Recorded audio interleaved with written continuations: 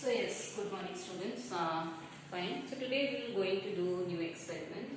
Fine. So for aim for today's experiment is to collect the soil from different sites or the different areas around us, and then we will study them for their pH. Fine. So material required there will be soil, test tube, funnel, filter paper, pH paper, or universal indicator. It can also be used. pH chart. Fine. So what's the procedure? We will collect the different sample from the different sites and then we will put them into the different petri dish. So now what we will do, each soil sample we will dissolve 1 tablespoon of each soil sample into the 100 ml distilled water contained in this beaker. Fine. And we will left aside this for the half an hour so that our soil will settle down and a clear filtrate will come up by the process of sedimentation. Now finally we will filter the filtrate. Filtrate is collected in the another beaker, and finally similarly we will going to do for the rest 2 samples also.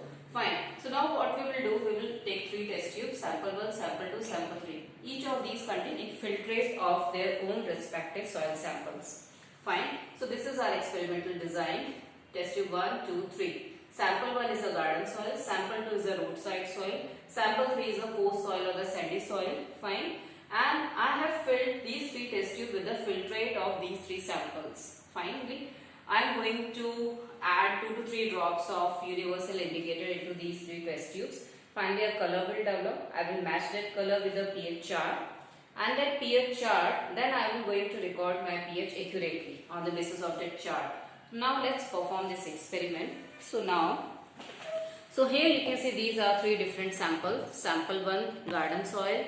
This is the roadside soil and this is the sandy soil or the coast soil, I can say. So what I have done, I have taken the 1 tablespoon of this garden soil, similarly roadside and then coast soil. I have dissolved in the 100 ml of water, and finally what I have done, I have prepared the filtrate. I have filled the filtrate in each of these test tubes.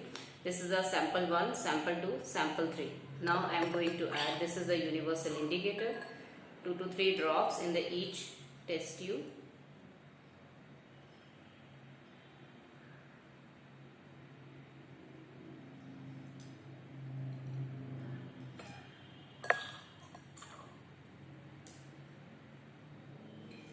Finally, I will shake it.